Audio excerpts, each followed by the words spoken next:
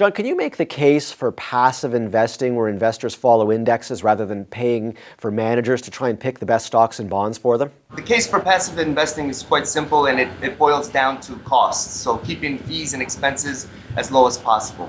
The theory behind that is that the return of the average dollar invested in actively managed funds will equal the return of the average dollar invested in passive funds before fees. The fees for active management are much higher, so once you subtract fees, the passive investors on average will end up higher. You know, the mutual fund industry is always talking about outperformance, beating the indexes. What are the chances if I buy a mutual fund that my mutual fund will beat the index and by implication beat ETFs as well? Right, that's the main criticism of that is because we're talking about averages. So by definition, there are, half of the managers are above the average and half are below. The tricky part is consistency. So from year to year, it's not the same manager that's outperforming. So it's very difficult or impractical for an investor. So if I understand correctly, if you invest in ETFs, you know you're always going to be making close to what the index makes minus a small fee. But with mutual funds, you never know up above the index or way below the index. Right, you never know. So it's almost like that casino thing. You know that the house has the best odds. You're kind of just want to get your fair return